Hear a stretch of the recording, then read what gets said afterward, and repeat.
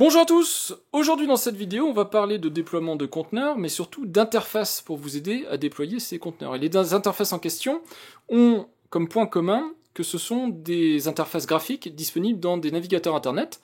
Je vais vous en présenter deux, il y en existe évidemment d'autres, mais les deux que je vais vous présenter, on va être assez succinct quand même, je vais pas vous montrer tout dans le détail. L'idée c'est surtout de vous présenter ou représenter Portainer. Les gens qui suivent mon contenu savent que dès qu'on parle d'auto-hébergement et dès qu'on parle de déploiement de conteneurs, je vous montre systématiquement les opérations depuis Portainer, parce que je pense que c'est beaucoup plus pratique de vous montrer depuis une interface graphique que depuis des lignes de commande qui sont difficiles à suivre et pas toujours faciles à comprendre.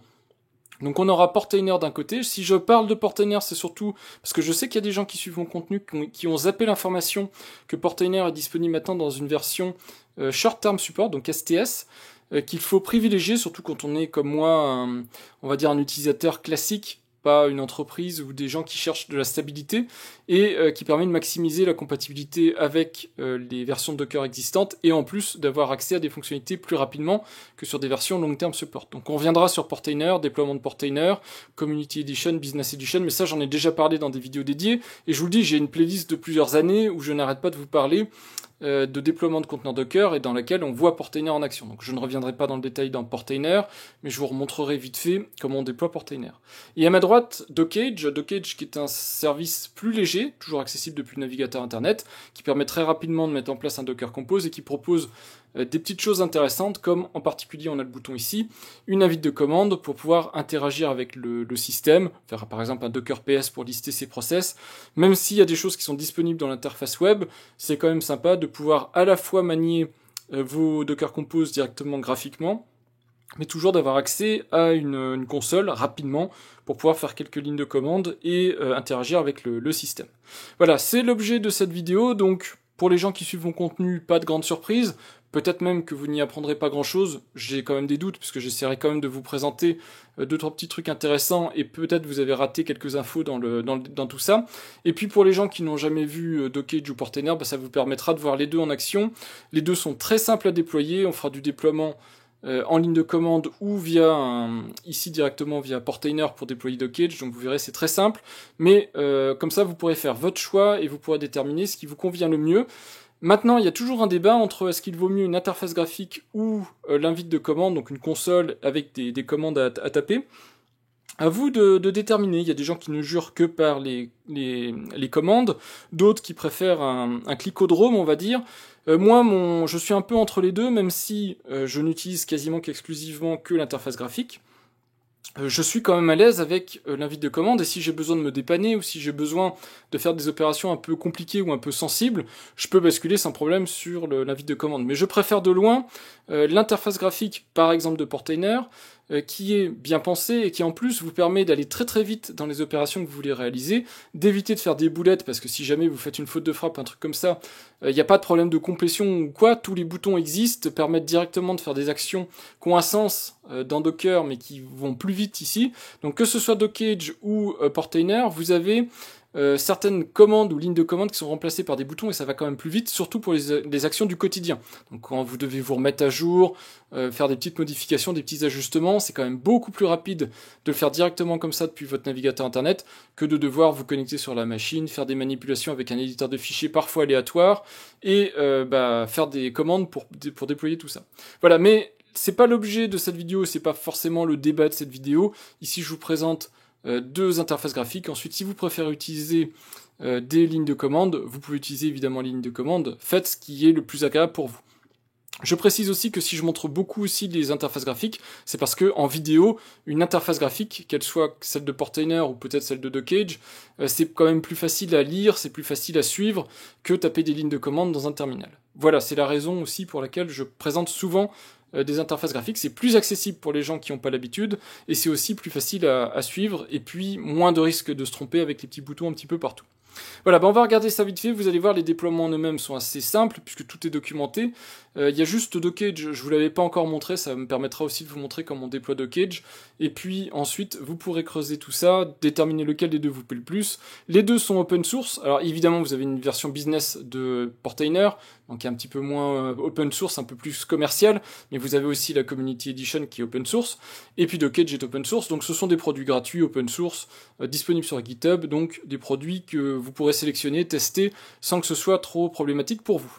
Pour les besoins de cette vidéo, et juste pour vous montrer que je pars de zéro, donc pour vous montrer que je fais bien toutes les étapes pour vous emmener d'un point A à un point B, je vais créer une nouvelle machine virtuelle dans Proxmox. Alors si vous vous rappelez de Proxmox, tant mieux. Si vous ne connaissez pas Proxmox, c'est pareil, j'ai quelques petites vidéos sur la chaîne qui parlent de Proxmox. Je vous ai pas parlé de la mise à jour en version 8.2 parce qu'elle était pas significative, même s'il y a eu des petits soucis de mise à jour pour certaines personnes.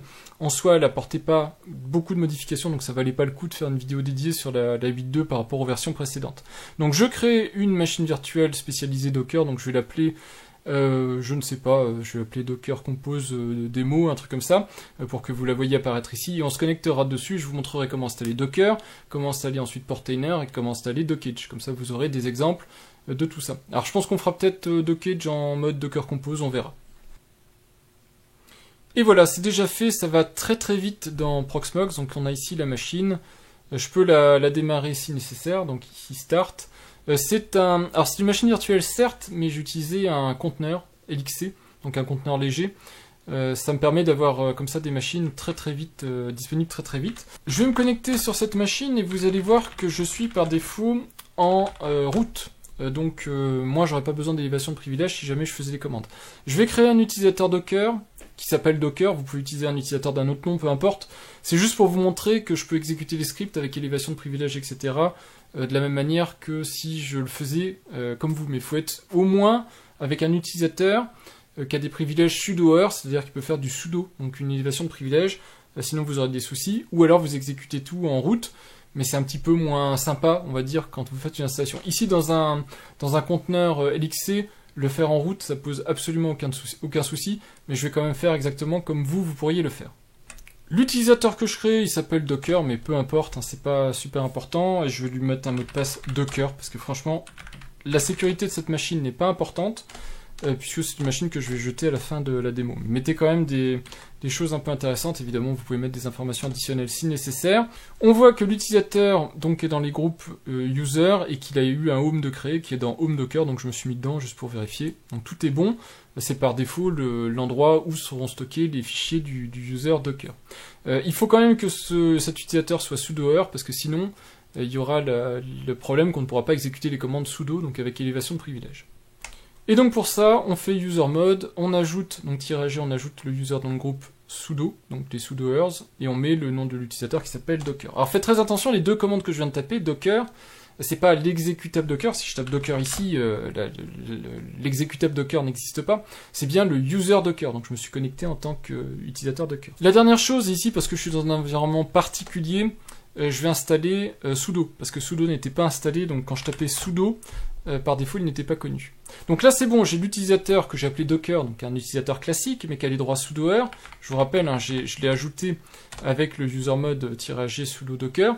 Donc cet utilisateur, maintenant je peux l'utiliser. Donc si je me déconnecte de l'utilisateur root, et que maintenant je me connecte avec l'utilisateur Docker, je refais l'utilisateur donc mot de passe Docker, on va faire un petit clear parce que là ça commence à être plein, et que je tape sudo ici, normalement on voit que j'ai accès à l'élévation de privilèges. Donc on va pouvoir commencer à aller un peu plus loin.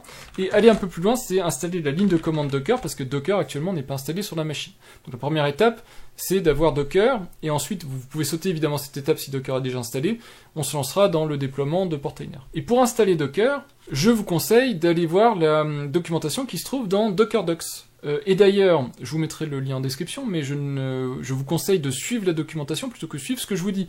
Ce que je vous dis peut très bien du jour au lendemain être périmé, je peux faire une erreur ou une approximation, alors que les documentations sont beaucoup plus complètes, beaucoup plus exhaustives en termes de plateforme supportée, etc.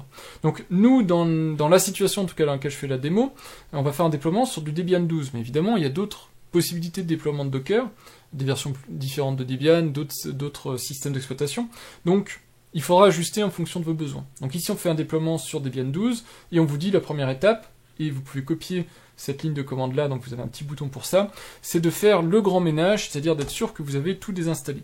Donc ici on vous demande juste sudo puis désinstallation des paquets, vous voyez que rien n'était installé, mais c'est une mesure de sécurité pour être sûr que vous partez de zéro. Alors évidemment faites pas ça si vous avez une machine installée, si vous avez déjà du Docker qui tourne et tout ça, surtout n'allez pas suivre la désinstallation et l'installation de Docker, ça ne vous servira à rien, je vous le redis, sautez directement à l'étape d'installation de Portainer par exemple, si c'est Portainer qui vous intéresse. Ensuite, donc je colle ici le nécessaire, ça va télécharger le certificat, rajouter dans les dépôts de cette machine le nécessaire pour pouvoir installer du Docker. Donc là voilà, c'est fait. Et maintenant, on peut aller exécuter la deuxième partie de la commande. Alors, vous pouvez tout exécuter d'un coup si vous voulez, mais ça va rajouter dans vos dépôts existants, ça va rajouter la possibilité de faire d'accéder en fait aux sources listes de Docker. Donc vous avez d'autres possibilités suivant les OS, des fois Docker est distribué en tant que package de la distribution. Cependant, Docker conseille quand même d'aller directement sur leur repository parce que c'est un peu plus à jour, il y a des corrections de vulnérabilité, etc. qui sont suivies par Docker, qui ne sont pas nécessairement toujours tout le temps répliquées sur le système d'exploitation. Donc ensuite on installe Docker, donc c'est un sudo apt-get install et on installe Docker CE, CLI. Et vous voyez, on a aussi le Docker Compose plugin, puisque pour faire du Docker Compose, ce qu'on va faire pour déployer par exemple Portainer ou Dockage, c'est via du Docker Compose. Donc il faudra bien vous assurer, si vous avez déjà installé Docker, que vous avez aussi installé le Docker Compose plugin. Donc on installe ça, on dit oui, et là on va avoir Docker qui va être installé sur la machine. Alors ensuite on vous dit, si vous voulez, et ça c'est complètement optionnel, vous pouvez exécuter cette commande-là, sudo docker run hello world, ça télécharge l'image hello world, ça démarre un conteneur qui s'appelle hello world, et donc ça permet juste de vérifier que tout est fonctionnel. Donc là on voit qu'on m'a rendu la main, je fais clear, je peux faire déjà Docker, juste pour vérifier que j'ai Docker qui est opérationnel, c'est le cas. Je peux faire Docker PS, donc on voit, alors je vais vous faire un petit nettoyage et je recommence, donc Docker PS, et on voit ici que j'ai pas de conteneur Docker qui tourne, donc je peux coller la ligne hello world ici, et comme ça vous allez voir que ça télécharge l'image de hello world latest, et ça la démarre, et on vous dit, pas de souci, c'est fonctionnel. Et si je fais à nouveau un Docker PS, le process s'est arrêté. Donc on voit que tout est fonctionnel, et que Docker est opérationnel, et que le test avec Hello World est lui aussi opérationnel.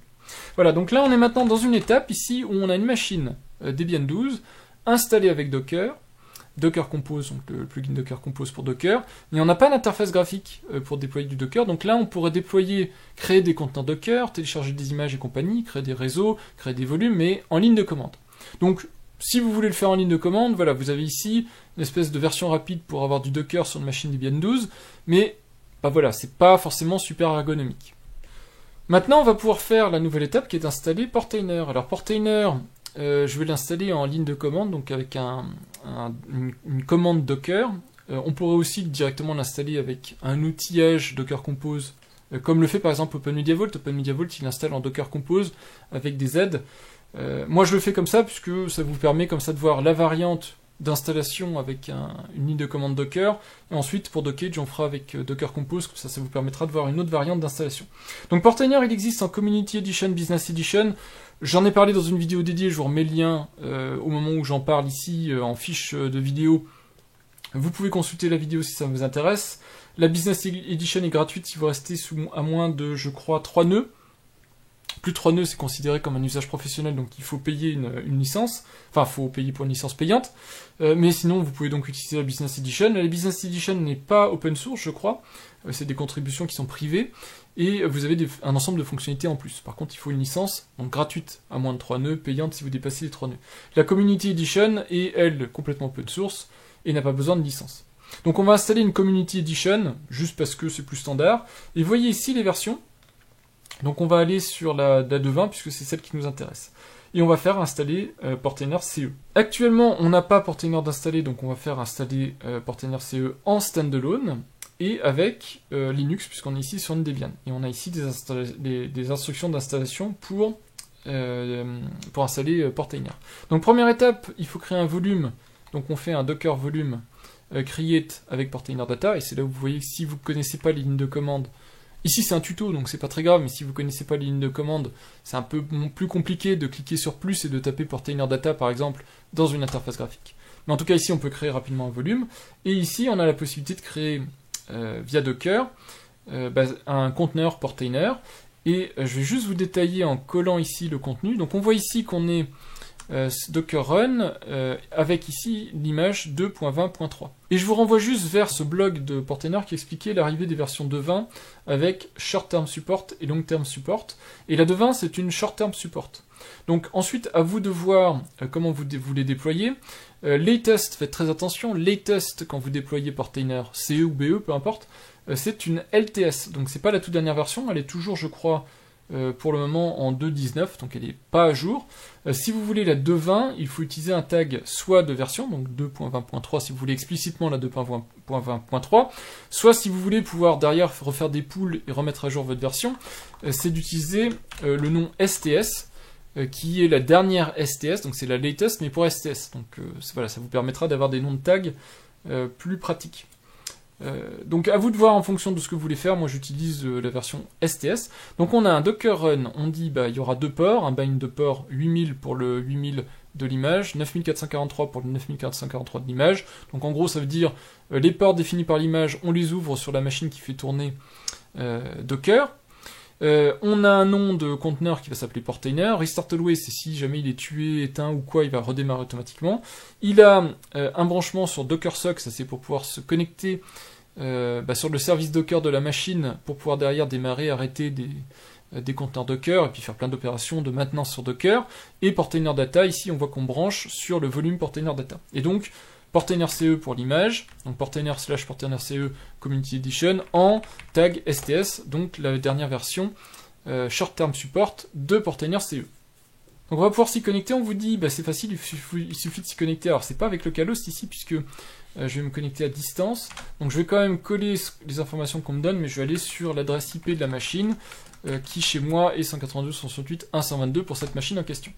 Donc ici, pas de certificat, enfin c'est un certificat auto-signé, j'ai fait une vidéo là-dessus, il y a 2 semaines je crois d'ailleurs sur StepCA, donc comment générer des certificats et comment faire en sorte de ne plus avoir ces avertissements de sécurité. Donc ici je ne l'ai pas fait, donc forcément j'ai un avertissement.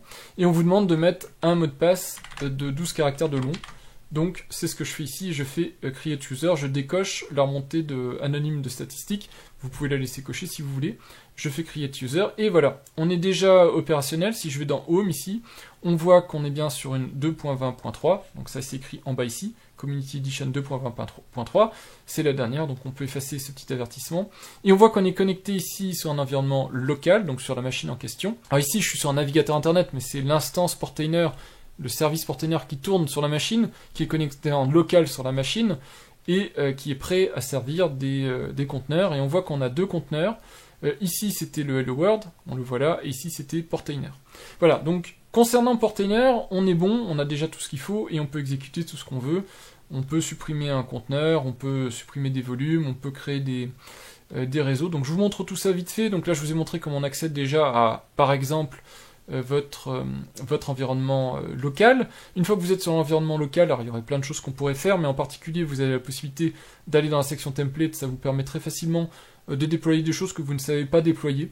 Mais il y a pas mal de petits outillages, alors c'est plutôt à vocation professionnelle, donc c'est plutôt des bases de données, des outils un peu techniques on va dire. Vous avez les stacks, donc ça c'est les Docker Compose, c'est le nom de Docker Compose côté Portainer, donc voilà, Docker Compose égale stack, en gros vous pouvez vous arrêter là-dessus. Les conteneurs, donc ça on voit ici que le résultat qu'il y a là c'est pareil que Docker PS, on voit la liste des conteneurs avec les ports, les adresses et tout ça, donc ça vous permet d'avoir des informations, vous pouvez rentrer dedans, vous pouvez avoir les logs, donc accès direct aux logs si vous voulez vérifier, vous pouvez aussi depuis le conteneur leur démarrer, accéder à la console, inspecter son statut, etc. La liste des images que vous avez téléchargées, donc pour voir si vous avez des nouvelles images, des choses comme ça.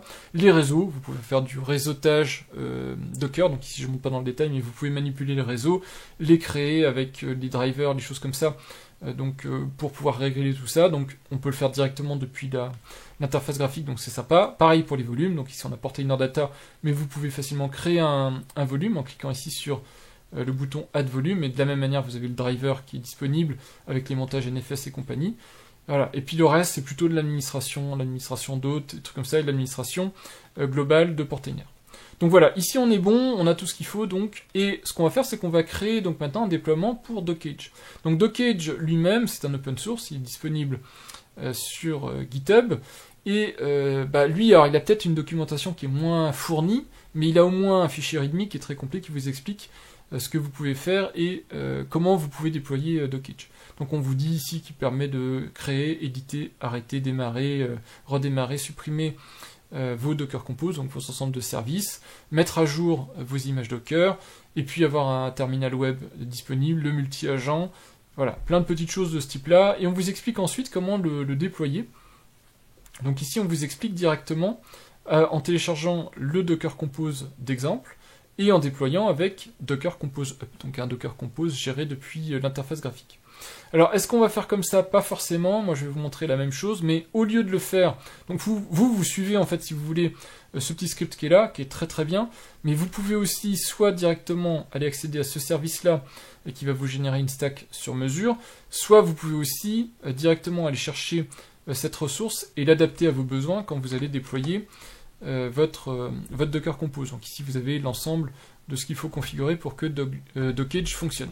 Donc juste parce que j'ai Portainer qui est disponible, on va faire un déploiement de Dockage via Portainer. Évidemment, n'installez pas Portainer pour installer Dockage. Enfin, sauf si vraiment vous voulez tester les deux et que ça vous intéresse, mais installez Dockage indépendamment de Portainer. Si vous voulez utiliser Dockage, installez-le directement comme il est indiqué ici avec Docker Compose. Là, c'est plus pour vous montrer que ça fonctionne si vous voulez directement passer par Portainer pour faire du Docker Compose. Donc vous voyez ici, on a des capacités qui sont assez intéressantes avec le branchement sur une repository GitHub, si vous voulez mettre directement sur GitHub vos configurations. Moi, je vais faire directement comme ça. Donc ici, en gros, j'ai la même chose qui est ici. C'est juste que je le remets en forme pour que ce soit plus cohérent avec ce que moi j'ai l'habitude de faire. Donc, d'ailleurs, le réseautage, je vais l'enlever puisqu'il n'y en a pas besoin pour cette démo. C'est ce que je fais sur tous mes autres systèmes, mais ici, il n'y en a pas besoin. Donc en gros, les services, il y a un service qui s'appelle Dockage, qui va chercher l'image de Louislam Dockage. Conteneur Dockage, donc ça c'est juste pour repréciser le nom, mais par défaut ce sera le nom du service de toute façon. Environnement, donc Dockage stackdir opt stacks. Et puis ensuite vous avez les volumes, donc ça c'est exactement comme Portainer, on se branche sur Docker parce que sinon on ne pourrait pas démarrer, arrêter des services, enfin des conteneurs Docker. Et ici on va relier les chemins d'exécution de l'image de Dockage. Donc ici c'est défini dans l'image, on a un chemin qui est app data et un chemin qui est opt stacks, donc à quel endroit stocker les stacks, à quel endroit stocker les données de Dockage. Et bien ça on va ici indiquer un chemin local. Alors moi je le fais habituellement via variable d'environnement et je vous remets la fiche de la vidéo qui parle des variables d'environnement, mais ici on va bypasser les variables d'environnement, on va faire très simple et je vais mettre directement le home docker qu'on a vu tout à l'heure, que j'ai créé tout à l'heure. Voilà, donc home docker Dockage data, home docker Dockage stacks, et ça on pourrait le lancer. Alors, on vérifie juste avant qu'il n'y a pas de choses particulières à faire. Normalement, par défaut, Dockage va créer un fichier de config dans son appdata qui va lui dire utilise une base fichier et puis il va démarrer. Donc normalement il n'y a pas de choses particulières à faire, donc je fais le déploiement et puis de toute façon si ça marche pas, ça permettra de voir un exemple de ce qui marche pas. Pour information ici, le port 5001 de Dockage va être sur le port 9001 de la machine, donc comme ici on a le port 9443, ce sera le port exposé, ce sera le port 9001. Donc ici je le fais via Portainer, donc Portainer fait exactement la même chose que tout à l'heure, il fait un Docker pull, donc il ramène l'image Louislam Dockage, puis quand il aura ramené l'image, il déploie la stack, donc vous le voyez ici, stack déployé.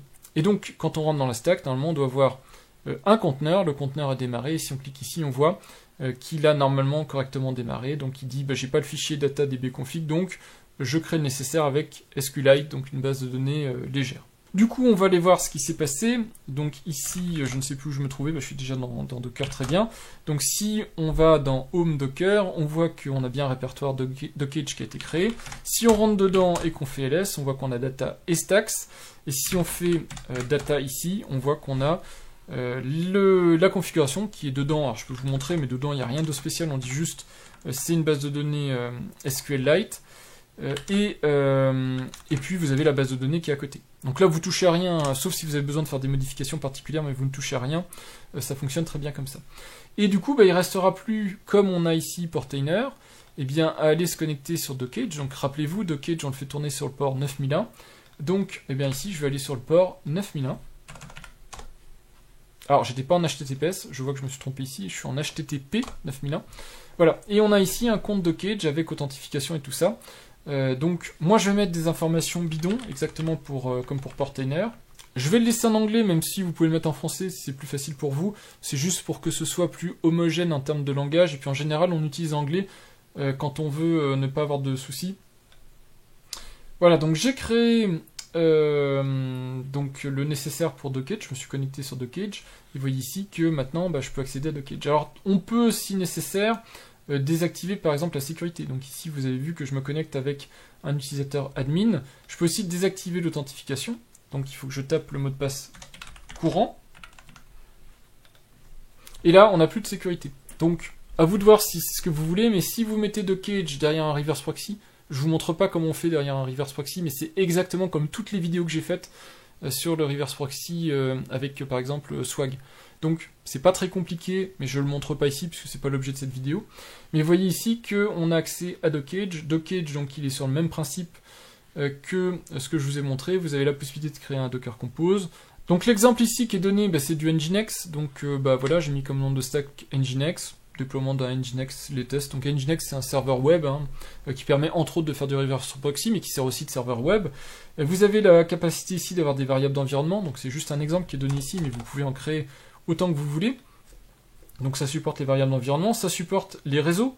Donc vous pouvez créer un réseau, si vous voulez, vous pouvez vous créer votre réseau Nginx, et vous voyez qu'il est automatiquement associé à votre stack si vous le mettez ici. Vous pouvez aussi l'associer à d'autres réseaux, donc ici vous avez un external network, donc le réseau de la machine, Dockage default, donc vous avez juste à cocher, vous voyez qu'à chaque fois, il y a le nécessaire qui vient s'ajouter dans votre Docker Compose. Vous pouvez évidemment stopper ou sauver votre Docker Compose, vous pouvez aussi le déployer, et ici par contre on vous cache moins l'envers du décor, c'est que vous voyez clairement les opérations qui sont exécutées sur la machine. Donc on vous montre un peu plus l'envers du décor, et c'est ça que j'aime avec Dockage, c'est que vous avez certes une interface graphique, c'est très pratique pour suivre et pour faire le nécessaire, mais vous avez quand même accès facilement à l'envers du décor et voir comment ça se passe. Donc ici bash, c'est pour se connecter sur la machine en question. Alors, vous pouvez faire en SH ou en classique, et ça vous permet d'interagir avec la machine. Donc si vous avez des lignes de commande à faire, je sais pas, ici c'est du Nginx, donc pour installer un certificat ou je ne sais trop quoi, alors dans le conteneur, donc faites attention, c'est pas persistant, mais ça vous permet quand même d'interagir avec votre conteneur. Vous avez aussi toujours ici en haut à droite la console, donc là maintenant on n'est pas dans le conteneur, on est sur la machine qui fait tourner... alors on est dans la machine qui fait tourner Dockage, mais on a accès à tous les conteneurs. Donc si vous faites un Docker PS, en fait comme on a associé Docker de cette machine à Docker, au Docker sock en fait de la machine hôte, ici on va avoir tout ce qui tourne sur la machine. Et donc ça vous permet comme ça directement depuis l'interface web de Dockage d'avoir accès aux différents conteneurs qui tournent sur la machine. Donc c'est ça qui est assez sympa parce que quelque part vous avez, quand vous allez sur Dockage, la possibilité très rapidement ici d'accéder à vos services Docker qui tournent. Donc ici vous voyez Active Nginx, et voilà, c'est graphique, mais si vous faites ici l'invite de commande, la petite console, vous pouvez exécuter les commandes docker ls cd et dir. Alors ça permet pas de tout faire, vous pouvez pas modifier des fichiers, des trucs comme ça, mais vous pouvez manipuler Docker pour arrêter, démarrer, créer des volumes, faire des petites choses un petit peu subtiles. Et donc ça vous fait un lien un peu plus subtil, on va dire, entre invite de commande et interface web, là où Portainer, son objectif c'est vraiment de cacher complètement le fonctionnement de Docker. Mais il va aussi beaucoup plus loin, Portainer, il fait du Kubernetes, il fait du Docker Swarm, donc il a des capacités extrêmement plus évoluées. Donc voilà concernant Dockage. Alors après ça vous pouvez régler les settings, etc. Il n'y a pas beaucoup de choses qu'on peut régler. Moi, par exemple le thème sombre je l'aime pas des masses, en plus il n'est pas vraiment sombre, il est gris. J'aimerais bien avoir soit un vrai thème sombre, soit un thème clair, mais on peut pas le régler, et vous avez quelques petites informations ici pour le hostname, des trucs comme ça. Donc si vous voulez remplacer votre nom de machine voilà, par memory hostname pour régler des réglages générales de Dockage. Donc il n'y a pas grand chose en tant que tel dans Dockage, mais vous verrez que vous pouvez très rapidement vous connecter, stopper votre conteneur, démarrer votre conteneur, éventuellement le mettre à jour, mais là vous n'avez pas d'information si votre image est à jour, c'est un petit peu dommage. ça serait sympa d'avoir l'information si l'image est à jour ou pas. Et vous pouvez très rapidement faire un Docker pull et derrière redémarrer si nécessaire votre conteneur, et avec les petites notifications qui vont bien pour vous dire que le nécessaire a été fait, et vous avez toujours en bas le terminal qui vous explique ce qui a été fait, et un rappel de votre Docker Compose. Évidemment, vous pouvez à tout moment éditer ce Docker Compose, éditer les variables, et redéployer si nécessaire. Et une petite fonctionnalité que je trouve intéressante, fonctionnalité on va dire bonus de Dockage, c'est si par exemple vous prenez une ligne de commande, donc un Docker Run classique, donc ici je reprends celle de Portainer juste pour rester dans le même contexte, vous avez un petit champ dans lequel vous pouvez la coller, vous faites Convert to Compose, et automatiquement, du coup, il vous convertit ce qui est passé en ligne de commande Docker Run dans un service Compose. Donc c'est plutôt pas mal puisque ça vous permet de gagner du temps. Vous avez juste des petits ajustements à faire, mais vous avez déjà tout qui est en place. Donc vous voyez ici qu'il vous a mis en place le volume pour Portainer, qu'il a associé les volumes, qu'il a mis en place l'image, qu'il a fait les associations de ports, les choses comme ça. Donc tout est prêt, vous avez juste à faire deploy, mettre un nom évidemment, ici vous mettez par exemple Portainer, et c'est prêt. Vous avez le nécessaire qui est préparé. Donc ça fait gagner du temps et ça permet de faire des conversions assez rapides. Personnellement, je n'utilise plus du tout la ligne de commande Docker de base, c'est-à-dire je ne fais plus de création de conteneurs, je ne passe que par des Docker Compose, même quand j'ai un seul service, parce que c'est beaucoup plus facile à maintenir. Et du coup, ça me permet, quand les documentations, qui sont parfois un petit peu compliquées, donnent une ligne de commande à rallonge Docker Run, ça me permet d'avoir comme ça assez facilement la définition Docker Compose qui correspond. Et puis ensuite, j'ai juste à le remettre à ma sauce. Par exemple, ici, on peut virer version, parce que de toute façon, ça ne sert plus sur les versions modernes de Docker Compose. En général, je mets toujours conteneur name et image en tête de fichier. Mais en tout cas, le plus gros effet, j'ai plus qu'à finaliser. Alors, en dernière étape, et pour conclure, tout ça c'est bien beau, mais on a fait le déploiement de Dockage via Portainer. Évidemment, dans le cas courant, vous n'allez pas installer un outil web pour déployer un autre outil web. Donc vous allez sûrement passer par la ligne de commande. Et je voulais juste vous montrer comment on déploie un compose via la ligne de commande, comme ça vous aurez toutes les informations qu'il vous faut. Donc on va partir exactement sur la même stack, donc le même Docker Compose.